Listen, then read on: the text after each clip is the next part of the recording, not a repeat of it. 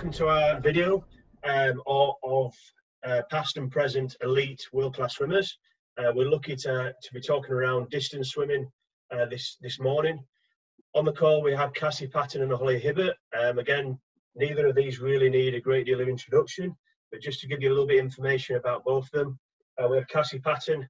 Cassie is double world silver medalist in the 10K, Olympic bronze medalist in the 10K, and Olympic finalist in the 800 freestyle. We have Holly Hibbott with us. Holly is European gold medalist in the 4x200 freestyle. She is world finalist on the 800 freestyle, and after last season, she was ranked 3rd in the world on the 400 freestyle short course. Thank you so much for joining us, Cassie and Hols. I'm going to leave you to it and let you have a good discussion around everything around distance swimming, distance training, and your career so far. But thank you very much. Thanks. Yeah. So Holly, one of the things I guess for me when I think about you is when I've been commentating, just seeing you destroy the field and just getting into every race and really getting stuck in. What would you say is your favourite event? For me now, I'm more focused on the 400. So I think that's always been my preference of events. I do like doing the 800, but now my training's definitely more geared towards the 4, and I've started to really enjoy it and come into my own with it a little bit more now. So how have you shifted your training? What have you done to kind of gear yourself up towards the 4 more? So I've definitely done a lot more pace work, so faster pace work, because as we all know, over the last 10 years or so, the 400 has gone massively faster. And I think one of the things for me was my 200 wasn't fast enough. For me to get my 400 time faster, I had to improve my speed over the 200. So I've done over the last couple of years, I've done a lot of work on my 200 to get that time down and the speed there. So I'm not relying too much on the back end, which has always been one of my biggest strengths, the back end. So I knew I'd always have that. So it was just about getting that speed so I could compete with the rest of the field, really. And how have you found kind of, I guess with the 400 having more pace into it, you're doing less distance. I know for me, I was the opposite. I started on 800 and kind of went 8 to 10K. So my training distance went just through the roof and was, just crazy distances. So have you found that your weekly totals have come down? So in the 2018 cycle, we did a little bit less. So we were doing, but we never went less than 60 kilometers a week. So it was all, I still have to do big meters and I still did the long sets, but we did some more specific stuff to the 2. So, but then this cycle, the last cycle, I was doing at 70 kilometers a week. So still quite a lot. It's not. Yeah. No, I mean, the sprinters out there will be like quaking in their boots thinking about doing 70k, whereas for me, when I used to train, like anything 60, 70, I'd be like, oh my god, this is amazing, I feel so fresh. And me and Carrie Ann trained at Stockport, where you are, and we'll be doing 80, 90, 100k weeks, week in, week out. So I thinking about it now, being retired for nearly a decade, I guess. I just can't even imagine it now. What's your favourite set? I do remember some sets I would just love. So tell me what your favourite set is. My favourite hard set is probably either the Phelps set, which is 3250s, and or 400s, 450s, 4 times. Yeah, that's one of the sets. Like last season, I really got to, like, we did it quite regularly, and I started to really enjoy that, and I found it quite beneficial. So, is that long course you do that or short? Yeah, long course. Yeah. What was your favourite set? Oh god, so I'm a bit of a nutter. So one of my favourites was 10 800s. This is always short course. It was nearly always on a Thursday night. Short course, 10 800s. Off 10 minutes, 9:45, 9:30, and then sometimes 9:15. And sometimes we'd literally just touch the wall, have like a breath and then go again. Yeah, I remember loving that. And I think my ultimate favourite was a Monday morning. We used to do either 10 fours or 15 frees. And even though 15 frees is longer in terms of the distance of the set, I would always choose to do 15 frees because psychologically, when you've done 2 lengths, you're a third of the way through. You do one more length and you're halfway. Whereas if you're doing fours, even though it's just another 50, it's just that bit longer. So I used to love doing 15 frees. I think we used to do them all 4 minutes. Every Monday morning. But what is your kind of the split between long course, short course training? What do you? So we did every morning. So Monday to Saturday would be all long course, and then evenings would be short course. So. And what do you prefer? Do you prefer long or short? I prefer training long course but racing short course. And why is that? I think short course is just that bit faster, isn't it? How are your turns? Are you good at your turns? And I think over the last 3-4 years, while I've been at Stockport, we've done a lot of work on my turns, because my underwater fly kick was a strength of mine as well. So I definitely wanted to make it so I could use it to my advantage. But yeah. I think looking across a lot of distance swimmers, and I know especially when I used to compete, my underwater work was in a different league. Like I really, really worked on it. And there'd be people that would be coming up, going into the turn ahead of me, but because I'd worked so much on my distance under the water, I'd be coming up half a metre ahead of them, and then they would have to be chasing me down towards the next turn. And I think, as a distance swimmer, a lot of times people think, oh, well, you don't need it as much as a sprinter, but actually, like exactly what you said, it is really needed. And it is, if you can utilise it, then we do so, Yeah, I definitely think so, because you can gain a lot of time on your turns, but you can also lose a massive amount of time. Like I know my best turn in a race, how much time I'd be able to drop on my PB if every turn was the same. So I think it is one of them things that you've got to use your strengths and really use them to your advantage against your opponents, because not everyone's going to have the same strengths. So if your strength is the underwater and you turn and having a fast rotation, not slowing down into the wall and things like that, that can really, really make you have an advantage on your competitors. And kind of talking about strengths and weaknesses and things, what do you feel that being a distance swimmer, like mentally, what does it take to know, right, okay, well, today my set is going to be, I don't know, let's take my set 10 800s of 10 minutes. A lot of people, when you saw that written on the board, would instantly, their head would go. What do you think you've got that makes you good at being a distance swimmer?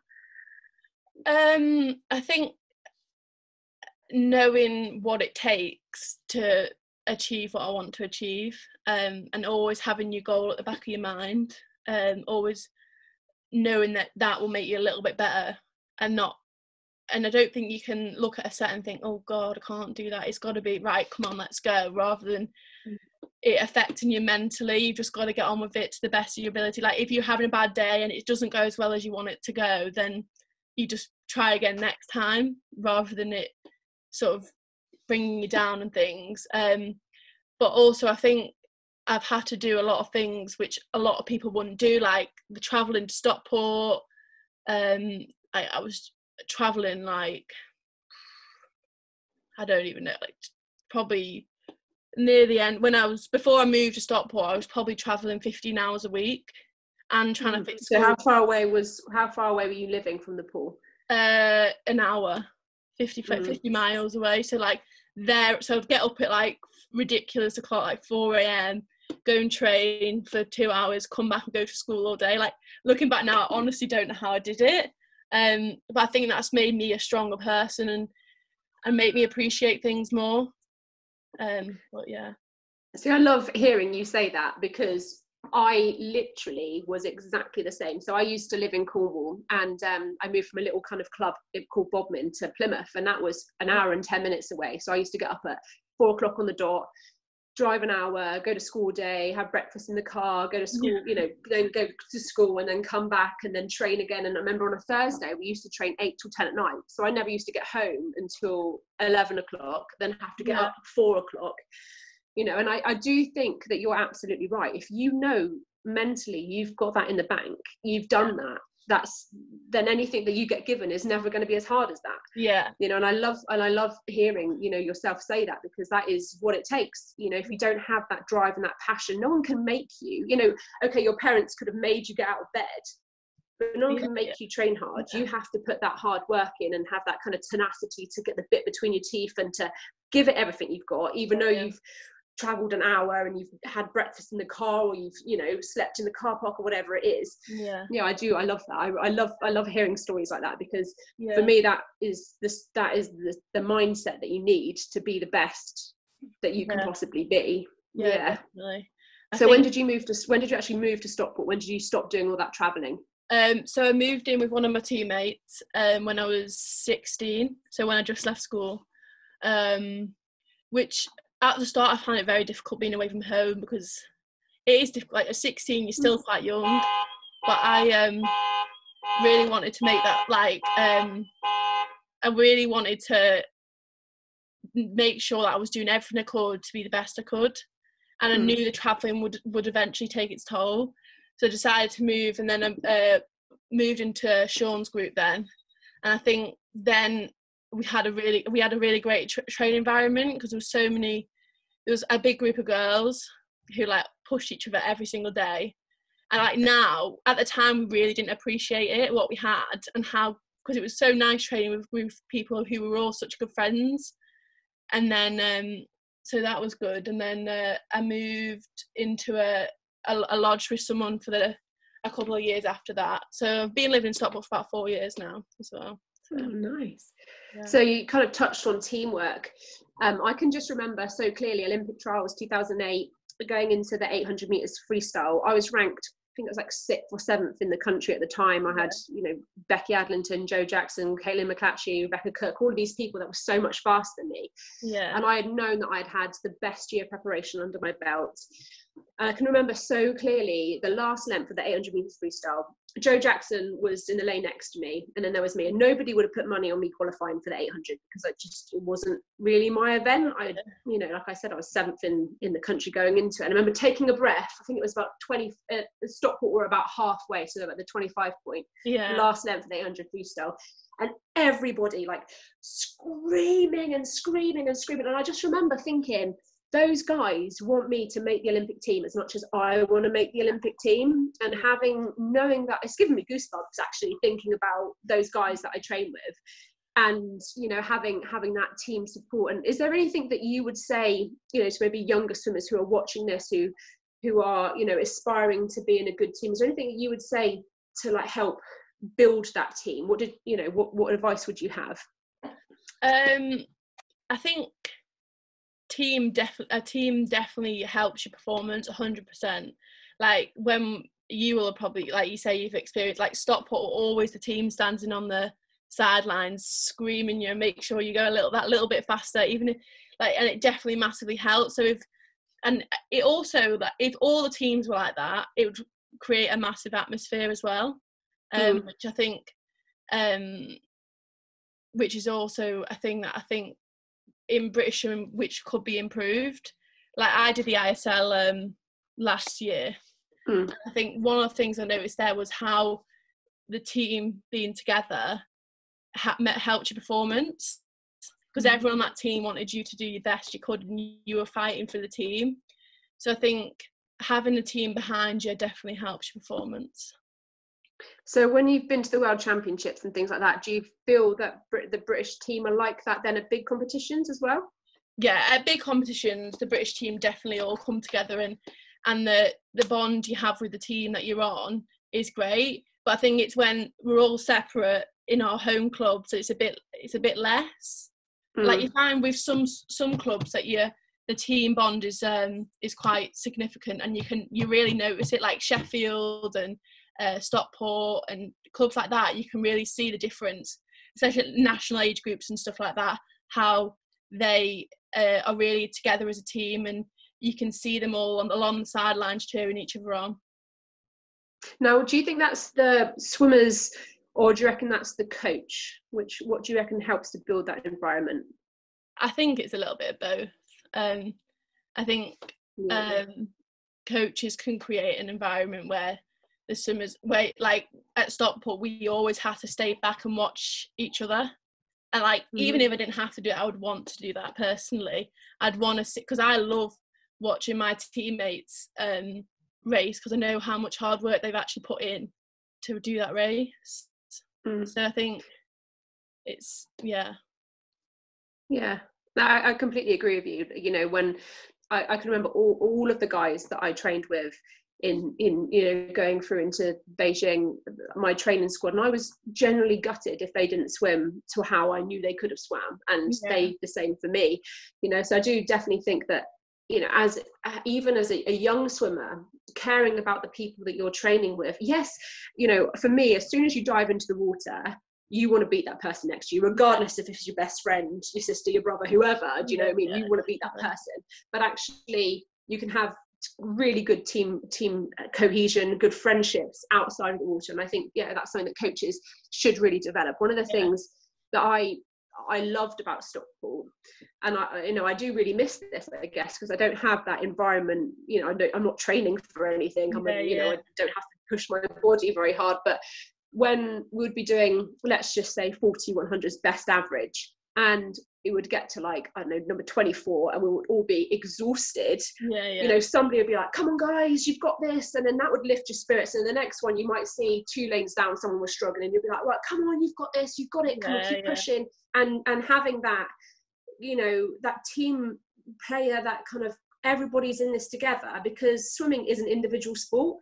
You know, you're doing it for you. Yes, you have relays and things like that, but at the end of the day, you're still racing on your own. But to have that really big drive for everyone to do, I think lifts you as well. And that's something that I definitely miss, that kind of team cohesion, that team bond. So how are you finding the lockdown, this dreaded lockdown? I was just talking before to my husband about, you know, the guys, and you know, it must be so hard to not be training. So I'm actually lucky enough, because my dad has a swim school, so he has his own leisure centre. So I'm actually managing to still get some swim sessions in, and so next year I'll actually be joining the Bath National Centre.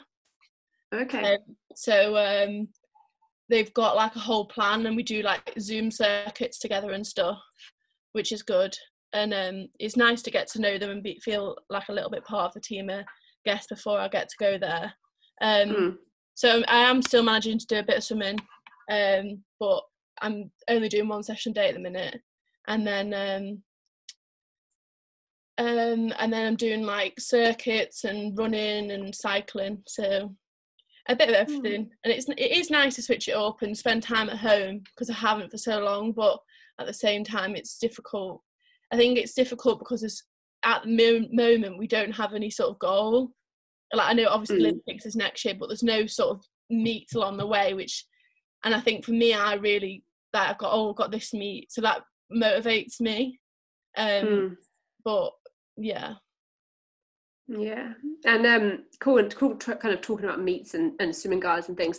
So far in your career, I know it's not over yet, but give me a couple of your highlights. When you finally hang up your goggles in however long time, you can look back and think, oh my god, I love that. Give me some of your highlights. Probably European gold in the 4x2. Commonwealth silver medal. That was like the whole of the Commonwealth game experience was amazing. Absolutely loved it. And then I would say when we won, it was like 4 of us that were best friends at Stockport, and we won the 4x2 relay. And it was just like looking back now, it was so nice to win that medal with people. So yeah. Was that a British Champs, that one? Yeah. Oh, nice. Yeah. For me, like, I've got a couple of winning Olympic medal. It's hard because my Olympics was tarnished. I had someone pull me back near the end. So for me, winning an Olympic medal was amazing, but at the same time, it took me a long time to get over the fact I'll never know what could have happened.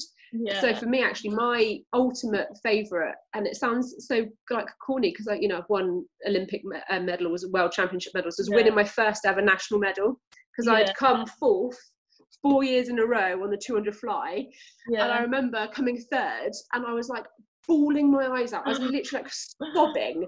And the guy that was giving out the medals was like, oh, it's okay, next year you'll do better. And I was like, no, I've won a medal. And like literally so happy that I'd won this like national medal, having come 4 years in a row. So I think that for me, that for me is probably one of my favourite moments. I know that I probably should have been eclipsed by other things, but just knowing that perseverance, that hard work did pay off, because so many people probably would have quit having come 4th at nationals 4 years in a row. So 4th is such a horrible place. It's for me that's one of my favourites. But have you ever had any advice or anything ever told to you which you've kind of taken on board and has really helped you through your career so far? I think one of the biggest things that I like sort of live by is have no regrets. Like, because then I know I put 110% into everything I do, and if I don't regret anything, then and I know I've done the best I can do, then when I retire from swimming, that I will be happy. But I love that. And that is, I think that is the biggest thing. If you know that you've tried your hardest and there's nothing more you can do, some days you're going to have off days where you're not going to perform to your best. But if you know that you've given it 110% and you've worked as hard as you physically can work, then you can't be disappointed. You probably are a little bit, because everybody does. It's what makes us good at our sport. I think for me, my thing was my dad. I love my dad. My dad has never said good luck to me, like literally ever. He used to always say to me, like, Cassie, you've worked hard for this, go out there and enjoy it.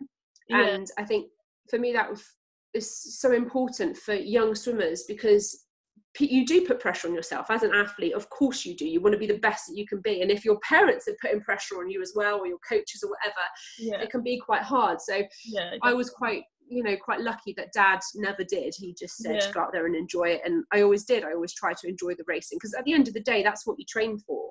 You don't, the majority of people don't just train to train, you train to race. So if you go out there and enjoy the racing that you do, it just makes it that little bit easier and fun. Looking back on it now, like I know that when I race, and I don't race anymore, I don't compete anymore, but I know that I gave every race I did 100%. So now I don't race anymore. I don't feel I wish, I could have, or I should have. I don't have any of those feelings, so I can be content with my swimming career and think, okay, well, what I did was the best that I can do. So we talked about Olympics next year. Obviously, it's up in the air a little bit. Is that what are you aiming for, the 4? Is that what you're? The training will be probably focused around the 4.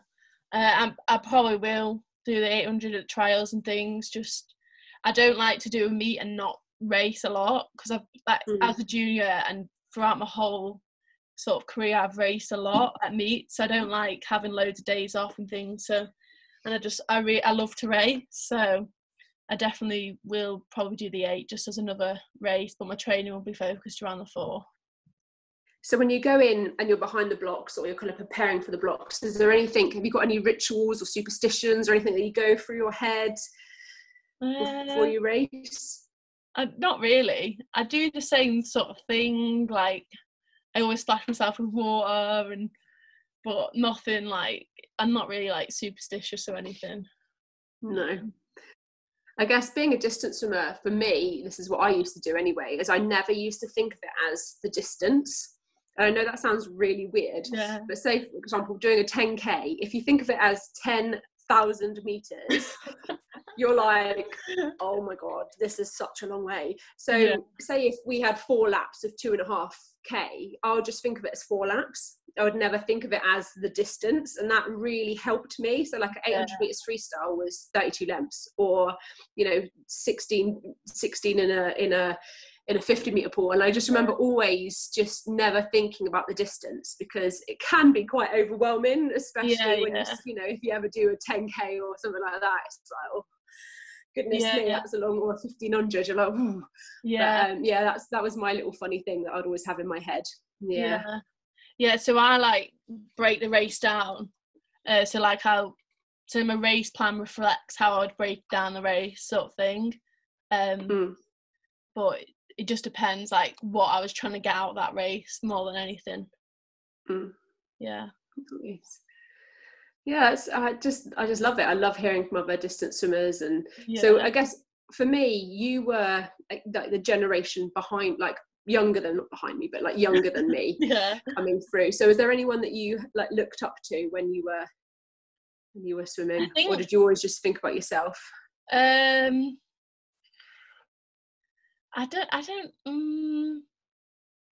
guess like the big names, like obviously when Becky won the 2 Olympic gold medals, like she was someone I definitely looked up to, and because she did the same events as me and things, like that was definitely someone I looked up to. But I don't really do like look up to role models that much, to be honest. I think you've got to create your own journey more than anything.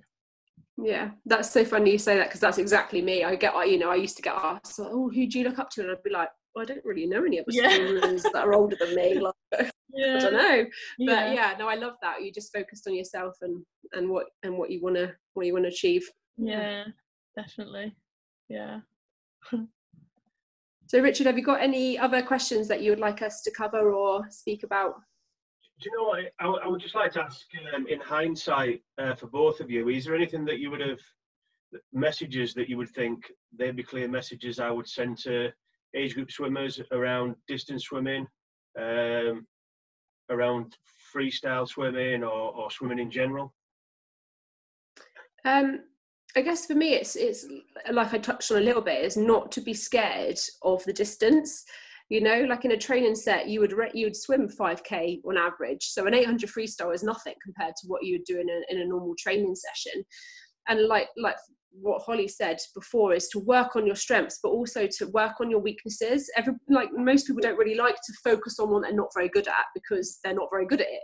But if you then bring that level up, then your strengths will get even better and your weaknesses will get better. So everything kind of works and progresses. So for me, that's one of the biggest things, is not to be scared to train hard, because it actually feels quite good when you get out of the pool and you know, I've done the hardest session and I've absolutely smashed it. You go home and you feel great. Yeah, you're tired, but you sleep and then you feel better. But it's to have that mindset of you can do it, and to you know, so I think you're so much more capable than you think you are. You can do so much more than you can probably imagine if you just put your mind to it and just keep going and going and going. Like when I first moved to Stockport, I used to get lapped in the warm-up. You know, there was like 12-year-olds. I was 19 at the time, and there was 12-year-olds lapping me in the warm-up. But I didn't give up, and it was really hard, and I kept pushing and pushing, and that's what made me get better, because I wasn't scared to work hard and to be the worst and bring up those weaknesses. So that'd be my kind of top tip, really. Thanks, Cassie. What about you, Rolf? I think for me it would be around like sort of race plans. Like, so when I moved to Stockport, I literally just went out, and every race I'd just be as fast as I could from the start type thing, and just rather than have like a specific plan.